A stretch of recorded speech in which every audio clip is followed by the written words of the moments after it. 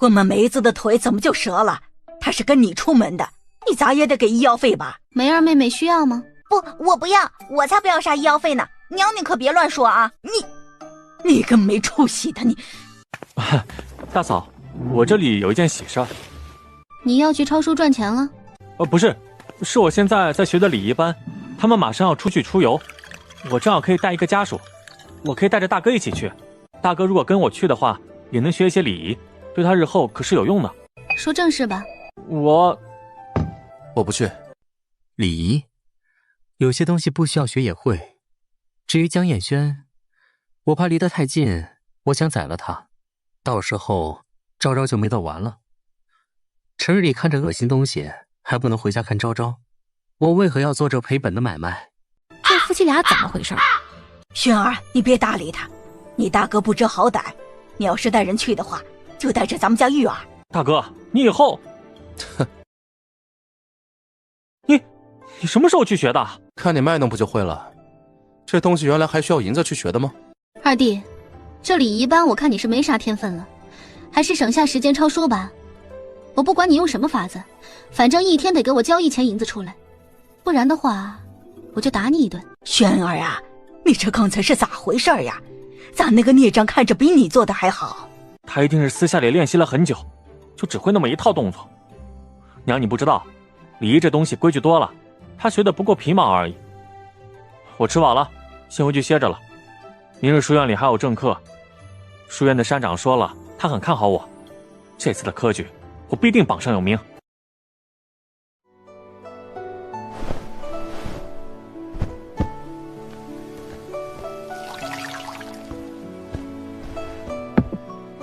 昭昭，水打好了。阿青刚刚那些礼仪动作真好看。那我为昭昭跳君子舞。好啊，阿青快跳。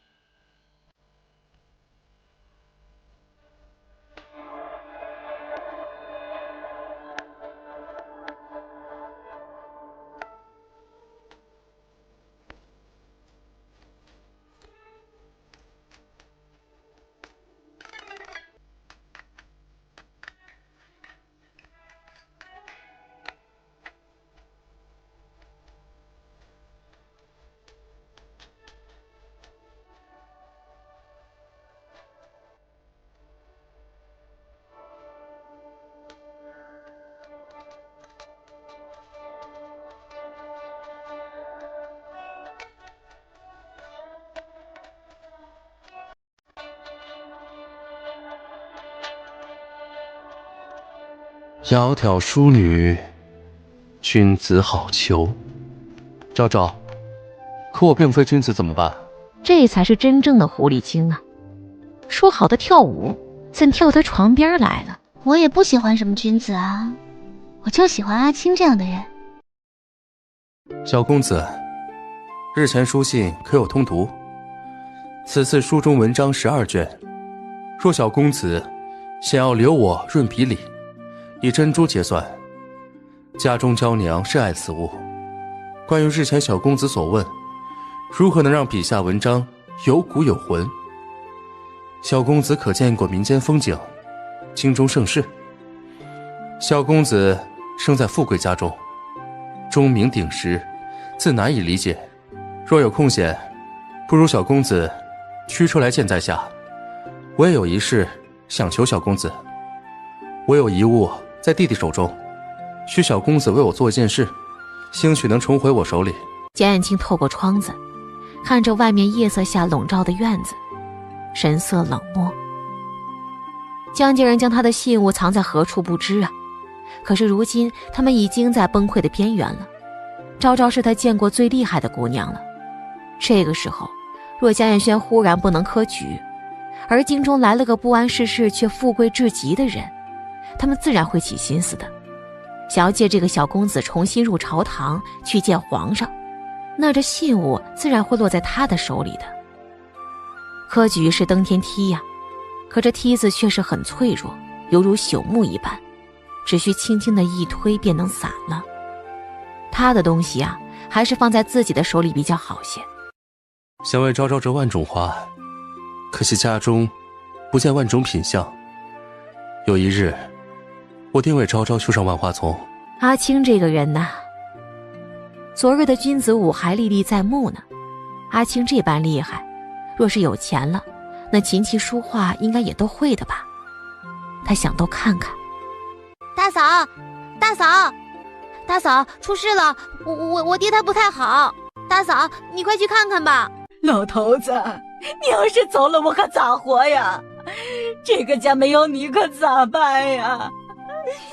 都是你不给你公爹拿银子治腿，你个毒妇！哎呦，小小年纪咋能这么狠呢？哟，谁说不是嘞？你不准过来！这公爹身上的香粉味道都快盖不住了，感情这惨白的脸色是涂的香粉喽？还真有他们的。看公爹这是进气少出气多了。娘，咱家可没什么钱，不过儿媳在家中的时候学过一些法子，兴许能救人。你躲开一点，否则你就是害了公爹的罪魁祸首，谋害亲夫去了衙门，可就说不好是什么罪了。江白氏心中一慌，求助的目光落在一旁林玉儿的身上。林玉儿心中也不太确定，她也是听了婆母的意思，因为婆母说了，只要让这个陆昭昭被吓到，说不定就得拿出银子，而且就算不拿，他们也能坏了这个女人的名声啊。到那时便可以请爹过来做主了。不管怎么说，不能让这个女人好过了，至少吃喝得跟她一样吧。现在算怎么回事嘛？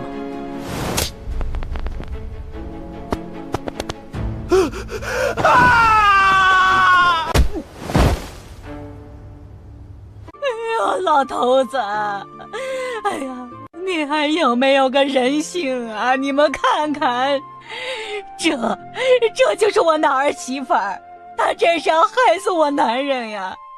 我这日子还有个过吗？我就是有1万个错处，那我也是她婆母呀！我的老天爷呀！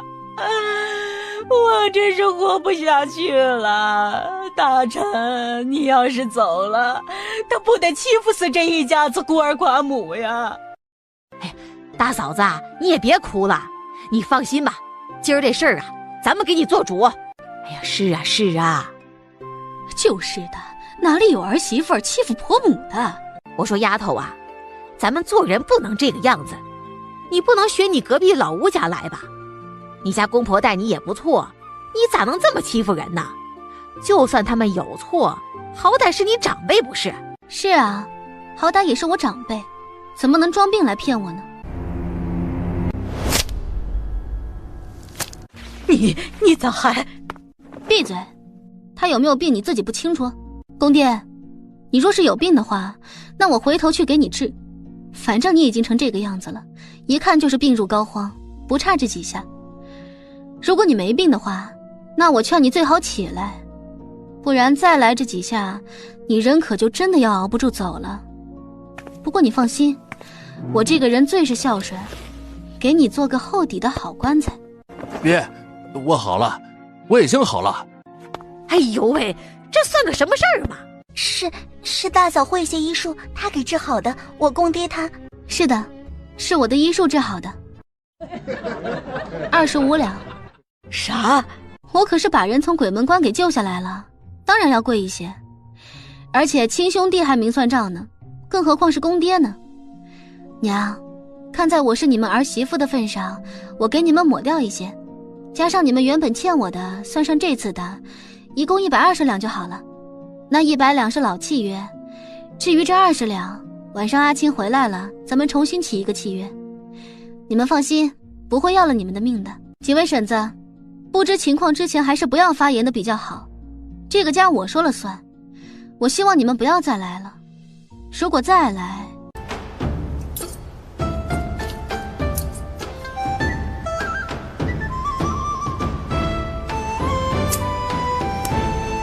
这江家娶的哪是儿媳妇儿啊，简直就是个祖宗。箱子还给你。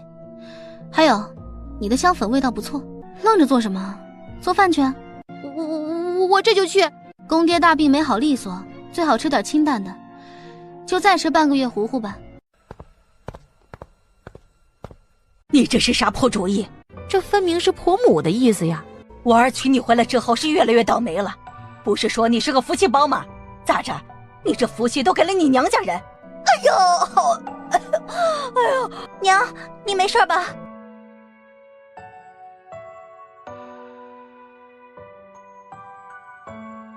今天娘和二弟妹还有梅儿妹妹都上山去摘蘑菇回来，一人1筐半，二弟妹2筐。为什么我2筐？大嫂，你这是看我不顺眼吗？怎么会？只是二弟妹一直都说你和我都年轻力壮的，你看看，一个是婆母，一个是妹妹。二弟妹你不多干活还能是谁啊？至于三弟，在家里把院子修整好。还有，我需要一些木框，大概几10个。大嫂不将家里最后那点木头给祸害光了，她是不会罢休的。哎，大嫂，你这是要去哪儿啊？与你有关？没有，我是怕大嫂出门没人给你拿东西，所以问问。我今天不买东西，出去转转。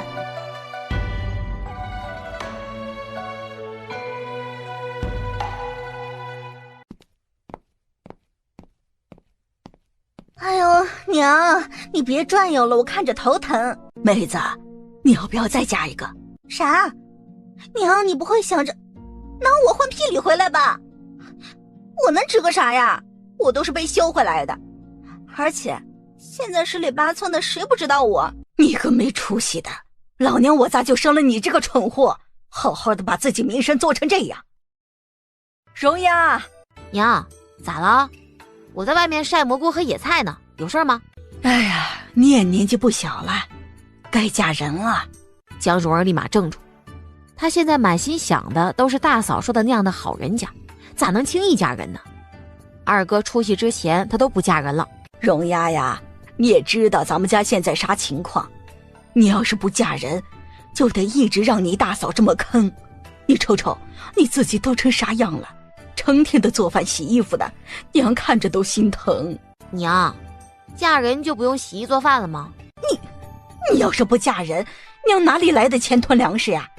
呀，你听娘的，你先嫁了，日后你二哥出息了，娘再给你想法子重新再嫁。江蓉儿心思一动，这刘大娘，我听人说你这茶铺要转出去啊？是要转的，只是这价钱不便宜，地角也不算太好，又连着屋子和院子，制作铺子太贵了，可做宅子又不够舒坦，所以一直给不上个价钱，就拖下来了。那边新开的茶楼，让这一带做茶楼的都不好干，其他人家转了做了别的，要么就是早早卖了。我一直舍不得茶铺，一直没卖掉。家里呀，我男人病着，儿子又不争气，这才想着卖出去，好做个其他的营生。这铺子的年头也久了，修缮的地方也不少，而且院子连着茶铺。女客，你要是买了，老人家准备多少银子转出去啊？刘大娘，200两，你这铺子的前后院。刘大娘如果同意的话，我们现在就去官府办契；如果不同意的话，我想大概不会再有人买下这铺子。城中比这铺子小一些的，只需要60-70两银子便可买下，甚至我在添上一半已经能买下一间好宅子了。阿奶，阿爷的药没了，阿爷说得买药。好，咱们去过气。换好了气，陆昭昭没有停留，便回了家去。大嫂啊，咱们今晚吃什么？老样子。大妹子，听说村长家的儿子回来了，你咋着还在家里呢？不过去看看热闹？什么热闹？你不知道啊？哎呦，那可真是不得了！村长家的3儿子回来了，还跟了个大家闺秀回来呢。听说是太守府的千金。别说那样的大人物了，就连县令千金咱们也没见过呀。不少人都去看热闹了，你不过去啊？我就不去了吧，吴大嫂你们去就是了。那成，我去见了，回头来与你说这热闹。大嫂啊，我也想去看看。有什么可看的？江蓉儿闻言一想也对，她以后是要嫁去京城的，看别人家热闹干嘛呢？等以后二哥出息了，他比什么太守千金还要厉害呢。这么一想，他头扬得老高老高的，扭头就要回屋去了。我真是倒了8辈子霉了，我才碰上你这样的媳妇儿。老娘累死累活的，你在家里看破书。哼，这个姜白氏啊，还真是记吃不记打。凭什么呀？江梅儿看向陆昭昭，也想发牢骚，可她腿疼。玉儿在家没？你3哥回来了，你怎……我的天，你是玉儿？娘，你没事吧？我没，你还问我有没有事？你看看你自己呀！江白氏，你个黑心肠的婆子！我把女儿嫁到你们家，你就是这么搓磨她的？你看看你家大儿媳妇儿，你再看看我的玉儿，你要不要脸呐？就因为玉儿运气好，就让玉儿跟着你上山，你的心肝都被狗吃了吧你？你少在这污蔑老娘！老娘啥时候欺负玉儿了？这家是我做主吗？娘，你误会婆母了，这家里不是婆母做主，是大嫂做主。别说是我了，就连梅儿妹妹都得一瘸一拐的上山呢。你好歹也是个心腹，就算是家里你做主，也不该这么欺负人啊！人吃不吃饭？当然吃饭啊！咋的？你还不想给我们家玉儿饭吃啊？是啊，人得吃饭，那粮食是不是得用银子买？当然得拿银子了，不然还能人家给吗？那不成要饭的了。那银子哪里来？他不干活，对这个家没有任何价值，买不来粮食，凭什么吃饭？江家人的规矩就是干活才能吃饭。那你咋不干？因为我当家之后，这一家子都能吃饱饭了。我是江家的一家之主，只要能让他们吃饱，那我还需要做什么吗？说起来，我记得林婶子也有儿媳妇啊。如果你觉得我这二弟妹不用干活的话，那是不是你们家的儿媳也都不用干活？如果是这样的话，那我也能发发善心。咋能不干活？谁家心腹不干活的？我不是那个意思，我是说，为什么只有玉儿做事，你就……我不是什么心腹呀，之前就和婶子说过了，我是这个家的一家之主。娘，你刚刚说咱们家谁回来了？对，你哥哥回来了，娘是喊你回家吃个饭的。你哥哥这次还带了太守府的千金，人家虽然也是大户千金，可比起一些没什么名堂的人是不一样的。那气度，你哥哥能和他定了亲事，那真是天大的福气。既然如此，二弟妹等什么呢？赶紧去吧。林玉儿惊了，他咋忽然这么好说话呢？咱们走。这以后林家可就不一样了，娶了太守府的千金，咱们玉儿是太守府千金的小姑子，咱家呀可也得变一变了。老大媳妇儿。是啊，该变一变了。这蘑菇都快没了，你们也不用采蘑菇了。这才差不多。要我说呀，这家呀你也别当。你们上山砍柴吧，咱们烧点冬天过冬用的炭，不够的再去城里买点。就是。啥？你疯了？你让我们干啥？我让你们明天开始砍柴去。怎么，当了太守千金小姑子的婆母，娘的耳朵就坏了？你不会以为他们家娶了什么千金就能不用还我的银子了吧？他还真就这么想的。别做梦了，如果你敢不还我的银子，我就去郡里告状，让人都知道太守府有你这样一门亲戚，让你们丢人丢得更远。哦，对了，我在京城里还认识人呢，到时候再去京城的顺天府也告上一笔状。如果太守府包庇你们的话，说不定连着他们家都要倒霉呢。行了，我干活，干活行了吧？把蘑菇晾出去，院子打扫一下。江梅儿人都傻了，那个陆昭昭是恶魔转世吗？连娘都被使唤团团转的。你愣着做什么？劈柴啊！大嫂，这行不？行，一共做10个。哎，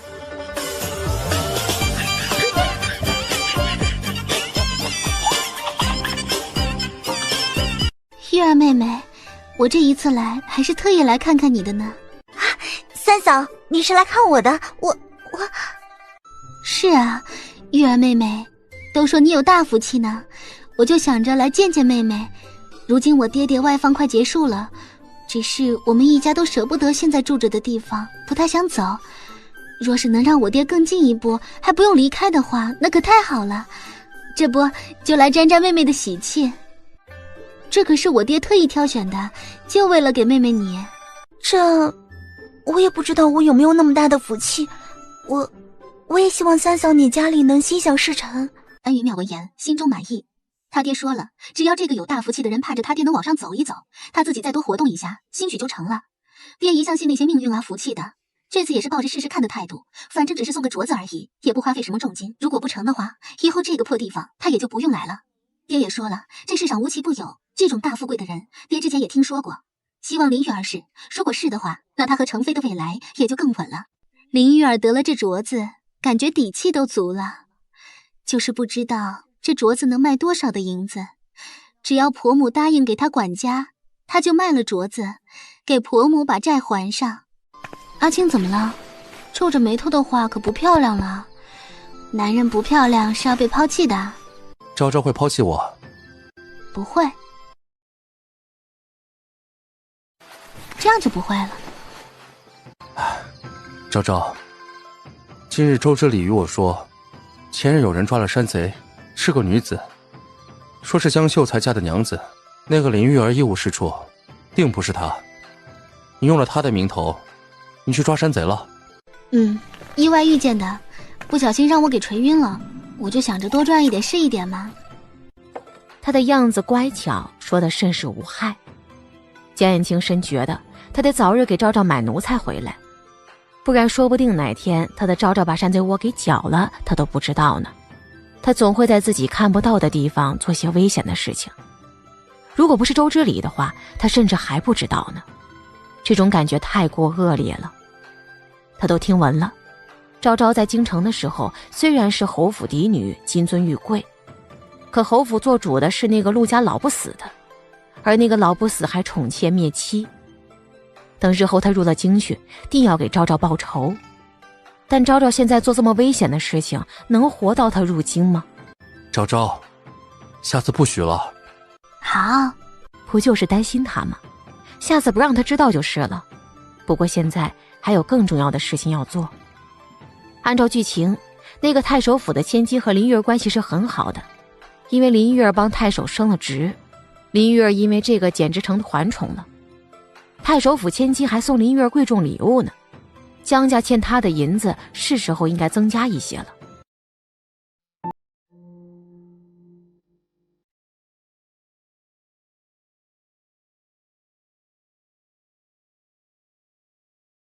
夫君，再为我起一张契，今日我给公爹治病了。好。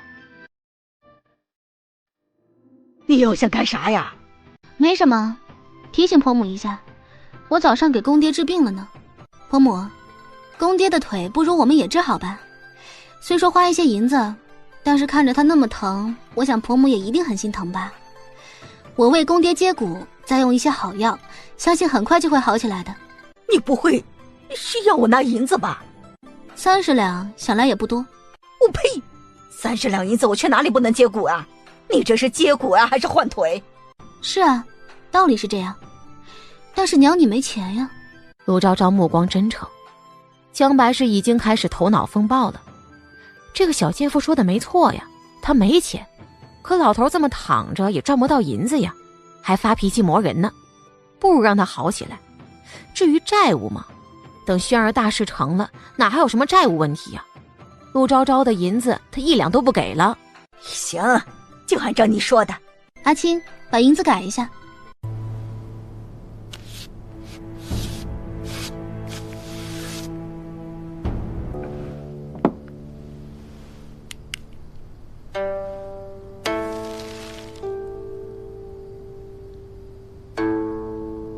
公爹娘，我这里还有一笔账要与你们算一下呢。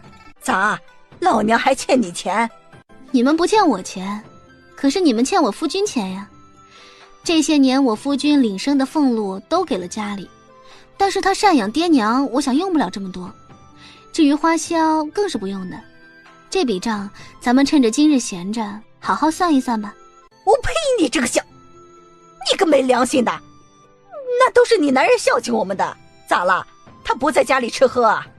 难道不是娘用孝道的名义胁迫，让我不得不将银子交出来吗？你们看，连我夫君都这么说的。况且孝敬的话，不该是所有儿子一样孝敬吗？怎的只有我夫君一个人拿银子回来呢？至于吃喝，那就算一算吧。蓉儿妹妹，我夫君在姜家都吃了什么？啊，大嫂，大哥吃的是玉米糊糊，能照出影子的那种。你会做饭？我夫君一年能吃多少粮食？江蓉儿这下子可有些不敢说了。吃多少粮食吗？娘怕是一年连10斤粮都不给大哥吧。她很是好奇，这么多年大哥怎么活下来的，也是命够硬的，每次熬着都没死啊。怎么不说啊？那个娘只给大哥一年不到10斤的粗粮。你这个死丫头，你咋撒谎呢？你是想害死你老娘我呀？我哪儿撒谎了娘？大哥的确是这样的呀。那他小时候呢？他小时候可是我手把手带大的。6岁之礼之后，我便已经开始帮衬家中。你读书？对，还有你读书的钱。我蹲在村中学堂外，听学堂讲书，看二弟描红，用枯枝写数字，苦求书铺老板许久，得了个抄书的机会，抄写了1年半的《三字经》，足足1800份，攒了银子去了学堂，其中大部分的银子被娘收了起来。娘说：“你养我多年，我该为家中贡献。”那你小时候吃药？8岁前，我不曾吃药。就算这样，那娘还想说什么？她幼时还了娘的养育钱，读书后抄书自己养自己，12岁之后中了领生，每月5两银子，到如今已有10年整，1年60两，10年整整600两。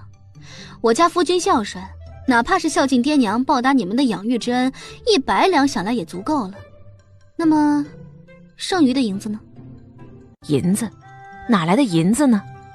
他们得了银子之后，都用来培养老二了，那才是他们亲生的儿子啊。阿青，再写一张契。新契约上多加了一条，除家中干农活之外，额外所得银钱都当优先此借条。公爹娘，签了吧。我不签，凭啥呀？他的银子给了我们家，那就是我们家的。是吗？那我只好让二弟还债了。等等，你啥意思啊？爹娘的银子想必都花在了二弟身上，我自然找他要债啊。我和夫君都是善良人，二弟没银子的话，我便每日打他一顿好了，反正他身强体壮的。你不准去！那你们就签了这张契。你们没良心呀！我辛辛苦苦把他养这么大，早知道还不如掐死他。娘如果再用孝道压人的话，我这日子可就不想过了。还是去官府告娘偷盗我的银钱100两吧。别！其实娘既然已经欠了我这么多银子了，又不差这些，我也只是要个公道。这契签了，日后我又不会非要让你马上还我。怎么，银子花了，娘连个公道都不愿意给吗？对呀，等日后轩儿出息了，那么这些钱他1两都不会给的。这么想着，姜白氏便黑着脸按下手印。至于让这个小贱妇当家嘛，哼，还能当多久啊？轩儿很快就会有出息了。爹娘，出什么事了吗？爹，你在干什么啊？二弟来的正好，爹娘良心发现，决定要把这些年对我夫君的不公都给还回来。这不，才按了手印，你也别闲着。二弟，这些银子你应该没少花吧？我想，二弟应该愿意签的。听闻吴大如最讨厌的，便是毫无担当、好逸恶劳之辈。二弟如果不签，我们家的事情，便到他面前说道吧。他不是想收你为徒？啥？大人我要收轩儿做徒弟？既然我们已经写了契，那以后就两清了。吴大如呢，你不要乱说。反派恶欲只减50，种田积分加5000，总积分66000。这借条我就收下了。爹娘，轩哥哥，我有个好消息要告诉你们。大嫂呢？大嫂，你怎么在这儿？咋？啥好消息？这是金盖，我未来三嫂给的。这金丝镯子价值不菲，我已经问过了，足够抵拿100两银子。大嫂，这东西还你。现在你不再是这个家的一家之主了，这个家还得给娘当。这个蠢货呀，他是不是傻呀？咋就直接给那个小贱妇了？江夜轩也阴沉个脸。大嫂，你愣着做什么呀？还不把气拿出来？你想耍赖吗？你说的是哪一章？他就回家吃个饭而已呀。这是怎么回事？没什么，这些年爹娘花了阿青不少银子呢。弟妹的镯子我收到了，阿青，给弟妹写个收据。等等，既然是还债，那先还娘之前欠了大嫂的。第3章契约上写着，要优先将银子还在这一账上。啥？我咋不知道？江艳轩脸色难看得很，不用看他也想起来了，怪不得会有这奇怪的要求。他们是想到玉儿家日后会帮忙吗？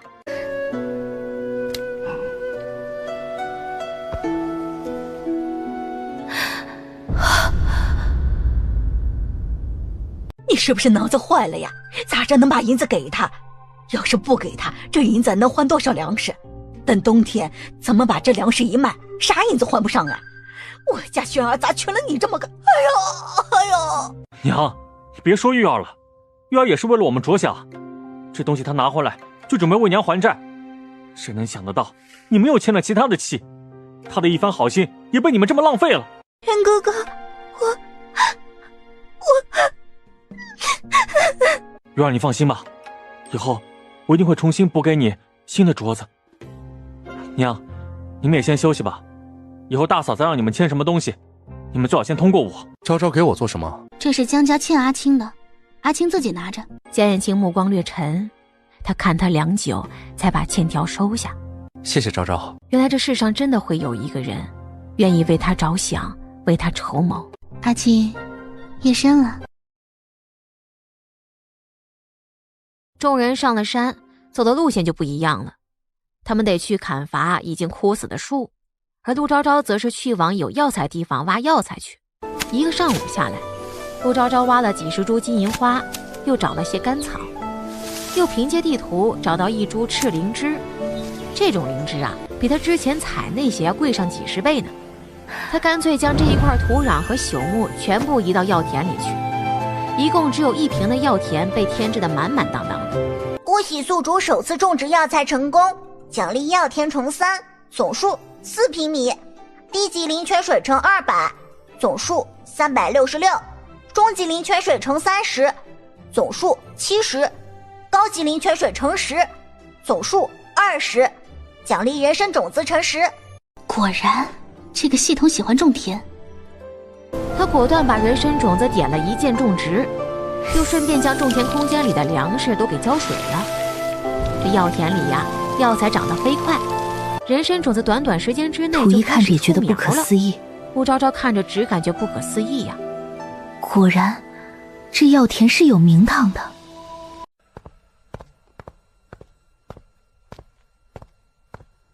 大嫂，什么事？大嫂，娘想让我嫁人。哈？大嫂，我不想嫁人，你得帮帮我。这……大嫂，我听你的，我什么都听你的，你得帮我。你真都听我的？你和公爹还有娘住得近，以后他们说了什么，你得一五一十的告诉我。如果你做不到的话，好，我以后都听大嫂的。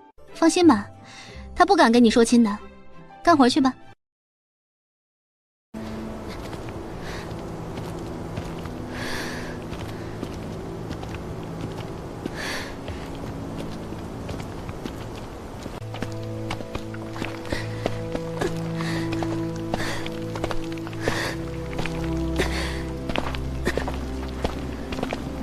今儿个总行了吧？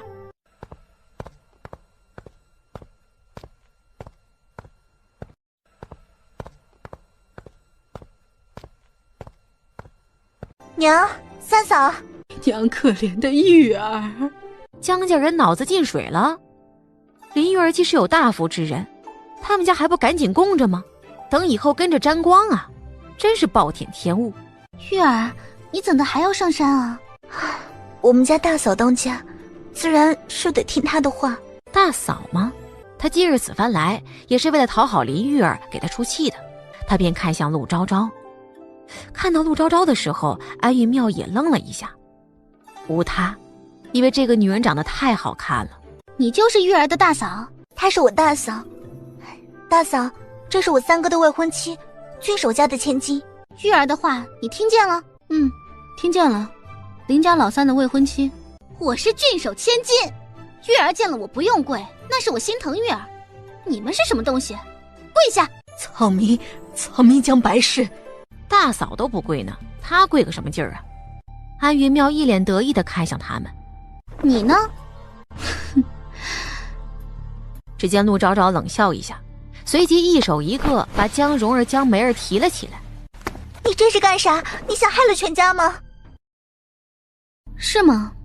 我倒是想看看我不跪是怎么害了全家的。哼，你还真是和玉儿他们说的一样啊，不知好歹。我是不知好歹，我瞧着安姑娘是想不得好死。你敢诅咒我？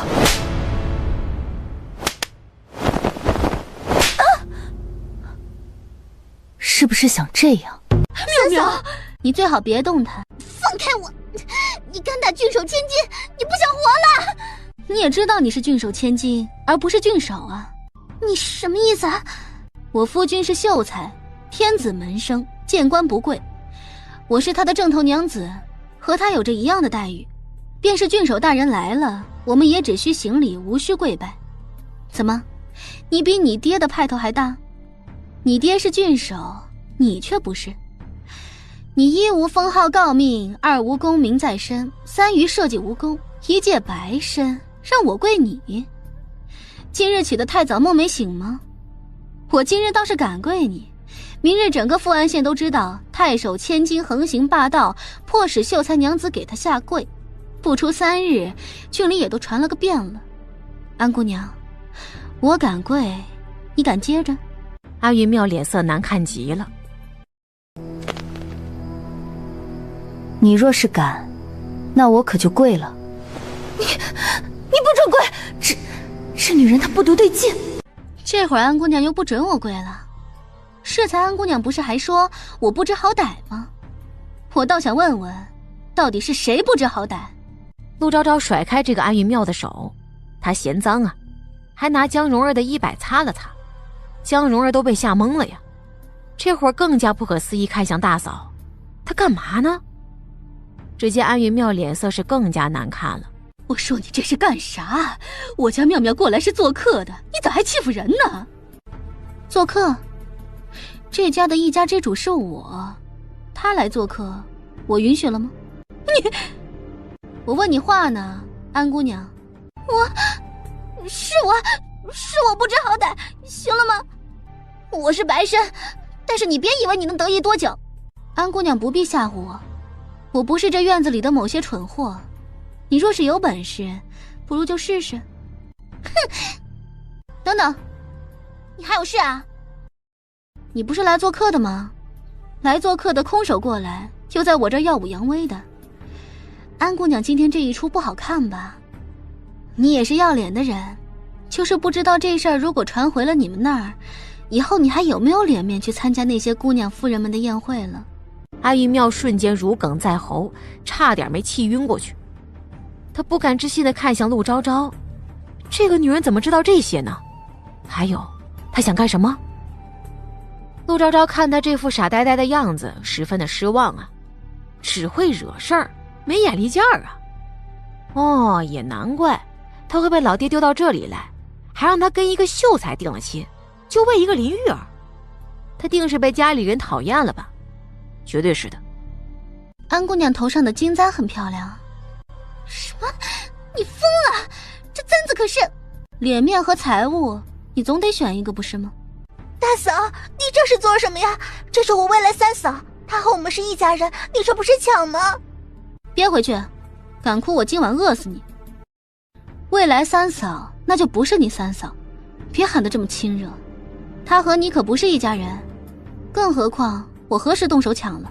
林玉儿一怔，被陆昭昭这么一下，她也不敢哭了，只呆呆地看向未来三嫂。阿云妙是深吸一口气，忍痛把簪子给拔下来，当即便想砸地上去。陆昭昭悠悠地开口：如果敢砸在地上的话，你得捡起来给我呢。算你狠，今天的事我记得了。妙妙，妙妙，你别跑呀，你等等娘。呸！呸！你未来三嫂，她可真是个好人呢。我，你不会以为她是郡守千金，我就会让着她，顺便把管家权交出来吧？别闹了，清醒一点，少给我惹事儿。有那3张契约在，我到哪儿都有理。至于郡守府，我夫君日后自然也不会比他们差。二弟妹，别愣着了，干活去吧，把木头给我劈了。啥？你疯了吗？那么多的木头我咋能劈动？再说了，这是男人干的活。从今天开始就是你干的活了。你不是一直和我说你和我应该挑起这个家吗？是时候了。三弟比我们小，梅儿妹妹一瘸一拐的，蓉儿妹妹还得做饭呢。还是说你要让娘去？我看娘可还跪在地上呢，想来是吓坏了，所以就是你了。别愣着了。林玉儿一脸麻木，拿家伙事儿砍柴去了。江蓉儿看向大嫂，忍不住咽口唾沫。这个家是完了呀，她算看明白了。做饭去吧，今天做点玉米饼子，以后上山的人可以吃个饼子，不上山的继续喝糊糊，一直到我说的日子为止。是时候让他们这家人有点竞争意识了，干活的吃好的，不干活的吃最差的。这家人既逃不脱手掌心了，那慢慢的就会因为吃什么而自己争起来。嘿，都给他卷起来，谁也逃不了劳动。梅儿妹妹。哈，我大嫂，我去洗衣服。娘，你来晒蘑菇吧，我看着梅儿妹妹洗衣服去。昭昭，你咋来了？李婶子，你这就别起来了，怎的病了？可看了大夫了？大夫说了，是着凉了。着凉了？我这身子骨也是没用了。昨儿个看你们婆母上山捡蘑菇，我就想着帮衬一点儿。你婆母见我过去，满脸的不高兴，说是我不怀好意。我只好解释说受了你的恩惠，所以想帮忙。结果连你那个二弟妹也是红着眼睛，就像我欺负了他们。我不想给你惹麻烦，我就走了，心里也是想着事儿，一不留神掉水里去了。还好我们家大郎在河边背书，看到了我，要不然我李婶子，别说了，先好好养着，再吃些驱寒的药。我今儿个来其实是有正事要与你说，可你这个样子，还是改日再说吧。别，昭昭，你有啥事只管说。我在城里买了个铺子。这是好事儿啊！以后昭昭你在城里经营个小买卖，等你家男人出息了，这铺子再卖掉，大把的好日子等着你呢。你婆母那个脾气，你在家里也是委屈。我不方便去，一个是我夫君如今已经是个秀才了，我总要顾着他的体面。第二个也是江家。李婶子也知道江家这一摊子烂事儿，如果我说有个铺子，他们指不定怎么个念头呢。所以我希望有个人能帮着我管着铺子。你的意思是？我和李婶子投缘，如果可以的话，李婶子可以帮我管着铺子，我要做的东西也都交给你来做。我是准备卖一些小吃的，小吃的配料我每周都会去给婶子配置齐全，婶子不需要做什么太难的活计，只要拿着我给的料配上吃食就可以了。那家铺子上下2层带个小院，前面2层我有用，不过无人的时候，婶子也可以让大郎在那儿读书，看看外面的光景。后院里也足够你们一家4口住的，只要你愿意，我每个月给你1两银子的辛苦费。李婶子都懵了，这天上掉馅饼的事儿砸她头上了。婶子，你如果同意的话，那这事儿就定下了。我回家之后让我夫君拟个契，咱们回头按了手印，你们一家人就可以找个好时候搬过去了。记得要悄无声息的。这银子也太多了，你帮了我那么多，这冬日里我也没事儿，我哪怕是白给昭昭你看着铺子，我也是愿意的。那不行，该怎么样就要怎么样。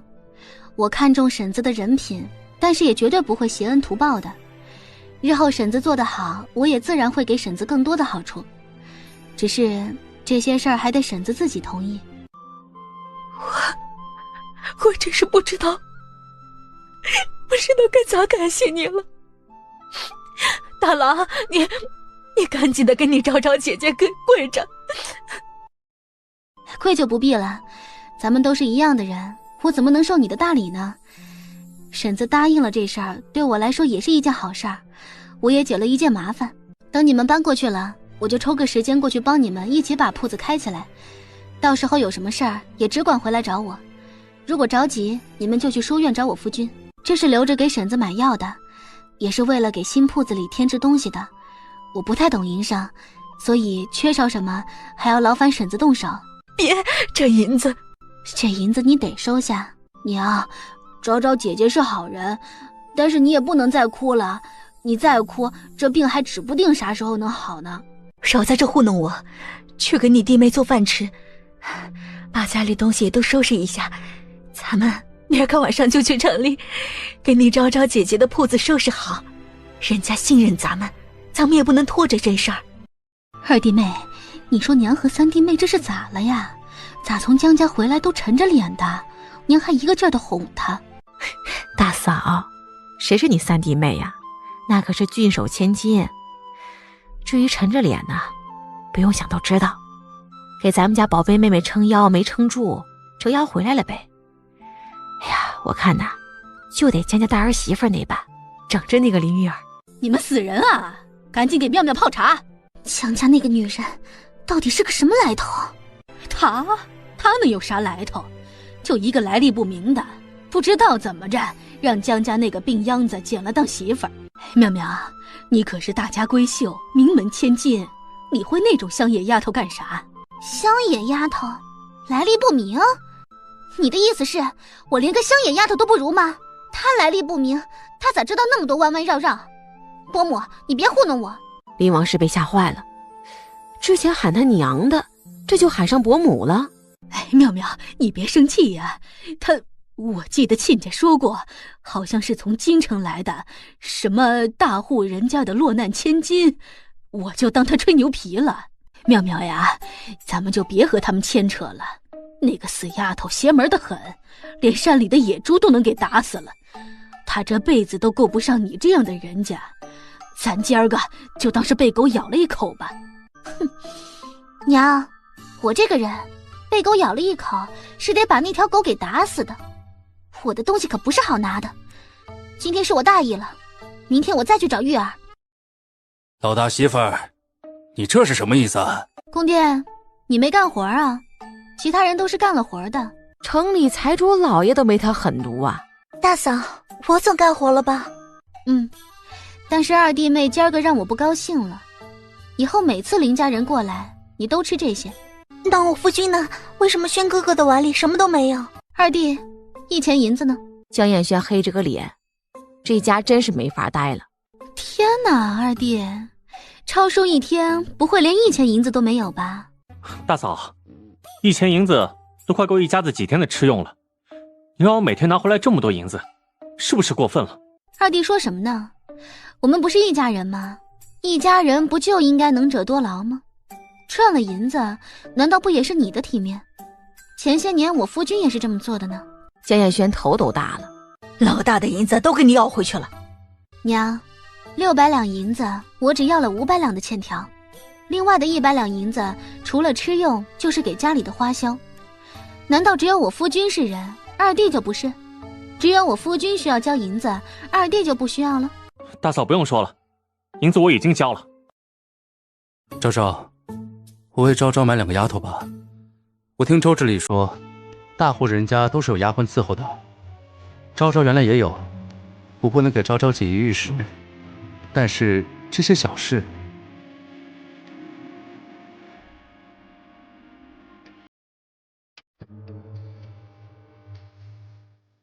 家里不是有人伺候吗？所以这便是昭昭使唤江家人这么熟练的原因吗？免费的不用，为什么要收费的？阿青，银子留着不好吗？昭昭说的对。反派恶意值减50，恶意值9790，种田积分加5000，总积分71000。昭昭日安。陆昭昭忍不住的想笑，真不知夫君从哪儿找的话。大嫂，大嫂，怎么了？大嫂，林村长来了。林村长，为了簪子？村长，这大清早的，您这是？昭昭啊，咱们村哪年都办全鱼宴，今年我们家你3弟出息，来了郡守的千金回来，这也是咱们村子的荣耀，这全鱼宴得办啊。是得办。村长什么时候办？我到时候带着一家老小去吃饭去。他说的是这个意思吗？是该办，不过我们家的银子也不宽裕，这次呀不同往常，这次可是为了咱们村子争脸面，这宴的钱我看也该咱们村子一起拿。这事儿村子里已经有不少人同意了，我这次回来呢就是来收银子的。可以啊，不知道林叔要多少？这小贱妇是疯了吗？还是傻了？咋一晚上功夫连银子都愿给出去了？平时抠门的恨不得掘地3尺呢，把家里钱全给搜刮干净了。对此林村长甚是意外，这是不是太容易了些呀？一家1两银子。哎，昭昭，你也别觉得多了，你想想呀，这一家多少人呐？我虽然是拿了1000银子，可是摆一桌席面，家里也得摊钱呐。村长说的我都理解，银子我能拿。昭昭呀，林叔真是看错你了，想不到你是个好孩子呀。等会儿再夸。林叔，银子我能拿，但是你得给我写一张东西。啥？这不会是要欠条吧？怎么会呢？你又没欠我的银子，我要你一张收据。林村长脸色更加难看了，写明你今日从我这里收银子的原因。林村长愣了，村长怎么不写呢？哦，对，你没有笔墨，我去给你拿去。蓉儿，去我屋子里拿笔墨纸砚来。林叔，别愣着了，时间宝贵，我们家一会儿还要做别的事儿呢。不是，你这是啥意思？咋还写东西呢？林叔，你收了我的银子，用了这么荒唐的理由，我还不能要一张收据了？你写，只要你敢写，我就敢把银子给你。回头我也去县衙里好好信儿，看看这银子林叔你收了对不对？咱村子里这么多户人家，你一家收1两银子，几百两银子，县太爷怕是都没林叔你赚得快呀。哼，没错，是他，就这副嘴脸，脑子没坏。林家这老不死的，要钱要到江家头上来了，他们日子本就不好过，全得看这个小贱妇的脸色。要是拿1两银子出去了，那今天晚上他得把全家人都给炖了。你不想给银子就直接说什么弯弯绕绕的？是啊，大嫂，这事儿明明是为了村子好。为了村子好，那怎么连收据都不敢写呢？林叔，这收据你不写不要紧，其他人家的银子也该退还回去吧。如果不退的话，这事儿可瞒不住。咱2家可是亲家。是啊，你得庆幸咱们是亲家。你年纪又大，不然我就打你了。你是猪油蒙了心吗？还是脑子进了水啊？这一家家的饭都快吃不饱了，你要1两银子，你怎么不直接要了他们的命啊？江白氏，你管不管你这儿媳妇儿？你不管，你让江大成管。你们家胡闹什么？一个心腹当家也就罢了，怎么这种村子里争脸面的大事儿，你也让他胡闹？你吵个啥？老娘不想当家呀！你要不到银子吃了亏，关老娘啥事儿？我被儿媳妇欺负，你这个当村长的不管我，还想着让我给你出头。你这老脸，前2天是被野猪给啃了。娘，我爹这也是为了村子好，而且林家的脸面不也是江家的脸面吗？大嫂不给银子就算了，咋还能想着撺掇别人家也不给呢？林玉儿低声哭泣着，轻轻拽了一下江白氏。江白氏这会儿也反应过来了，是呀，好歹这也是争脸面的事儿，而且要是银子多了，玉儿和轩儿总得得到点好处吧。想着他便想开口了，你敢张嘴，我今儿个就让你的牙和你分家。江白氏话还没出口呢，直接卡住了。林村长，你还有事儿吗？没事儿的话，去把银子都还了吧。要是没还的话，下午咱们公堂上见。哦，对了，你猜猜为什么郡守府的千金愿意不辞辛苦的来你这破地方受苦啊？你儿子长得好看吗？还是你林家全家都好看？你要是坏了你家贵客的名声，别说你儿子的前程了，就连你，嘿嘿，还是昭昭说的对，我就先走了。这银子是咱们村子百姓的，慢走不送。林玉儿是一脸茫然，爹这是啥意思？刚刚不是还想要银子吗？如果要了银子，他也能沾点好处。都快冬天了，他还没银子做新衣裳呢。以前在家的时候啊，都是爹娘为他做新衣裳的。今年看大嫂这副架势啊，咋看也不像能给他做新衣服的样子呀。三嫂，林玉儿小声地喊道，她有些激动，但随后又想起昨天陆昭昭的话，林家人一过来，他就没啥饭吃了。早上爹来了，现在三嫂又来了，那今天晚上陆昭昭不得饿死他呀？只一瞬间，林玉儿就没那么开心了。各位好早啊，这是要出去干活吗？你叫昭昭对吧？昨儿个的事情都是一场误会，我比你年纪小，我可就叫你姐姐了。昭昭姐姐，你也要上山干活去吗？我不去，我去城里。哦，那可太可惜了，我难得来村子里，还想着多学习一些山里的知识。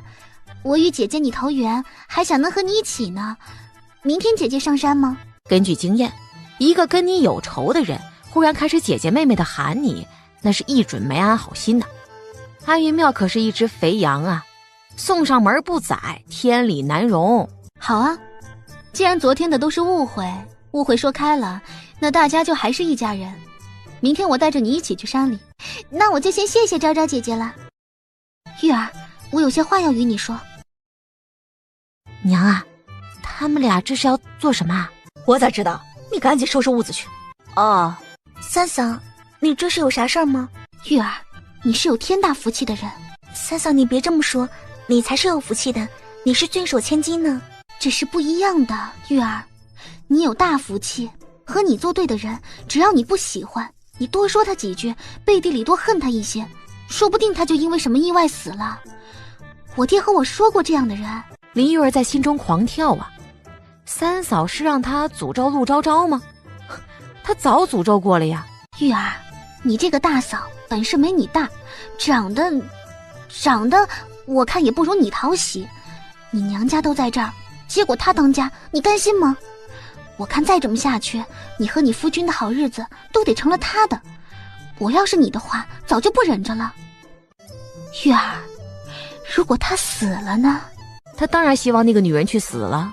明天我会和他一起去上山，我会安排人让他出一些小意外。玉儿，你只要祈祷这小意外成了大意外，他死了，神不知鬼不觉的，甚至官府也查不出原因，你的心腹之患也解决了，我的簪子就也能拿回来了。玉儿，那簪子是我娘赠予我的，对我很重要的。亏得想得出来呀，想撺掇林玉儿坑他吗？安云庙是够有想法的，而且听安云庙这个说法吧，像林玉儿这种运气很好的人，在这个朝代不止一个，甚至现在就还有。否则的话，他爹也不会让安云庙来这个地方见林玉儿啊。安云庙可能不知道，有这种运气的人呢，能够心想事成。不过大概也不会知道，一旦事情没成，运气会减少吧。没关系，他很快就会知道了。这江家的媳妇儿才多久功夫不见啊？咋看着更好看了？都是土里跑腿的，只有玩热。咋着？这她长得活像个没干活的。好妹子，你也去城里呀？我今儿去卖鸡蛋。中午时候我婆母说让我在县城垫一口吃的，要不咱中午一块儿去吃个面呢？我知道一家面馆，那面特别带劲，咋样？这是有话想跟他说？好啊，不知道中午在哪里碰头的好，我上午有些事情要做。那咱们在城西5街的那个鸡汤面馆见啊，就这么定了。我知道了。哎呦，女客你来了呀！今儿个是荷花酥还是啥？咱们新添的酸枣，今儿个送您半斤。荷花酥要3斤。老板，我瞧着刘大娘子后面的那家铺子似乎……客人您这是看中了？陆昭昭点头。这可巧了不是？那家铺子呀，是我堂弟的媳妇儿家的表姐的夫家哥哥的铺子。这关系还真挺近的哈，关系再绕一点他都快理不清了。家里这关系乱，我也只喊他弟弟。他前阵子死了婆娘，铺子又不景气，人一直酗酒不像个样子，家里人就想给他铺子卖了，重娶个媳妇儿，再买个小一点的铺子，让他做洋买卖。女客，你要是想要这家铺子，那这件事儿只管包在我身上了。我是想要那家铺子，就是不知道什么时候能见了这铺子的主人。你等等啊，我喊了家里的娃来给我看一会儿铺子，我这就带你过去看看。女客，要不咱们再喊着刘大娘吧，一个姑娘家跟着我走，我也怕你觉得害怕。就不劳烦刘大娘了，我相信老板的话，而且老板也不是那种人。说话的功夫啊，随手捡起一块石头，稍稍的一捏，瞬间成粉末了。老板惊得下巴没掉下来呀，这难怪这女客敢一个人四处乱走啊，还露了富。要是哪个冤大头碰上她的话，这一巴掌不得捏死俩呀？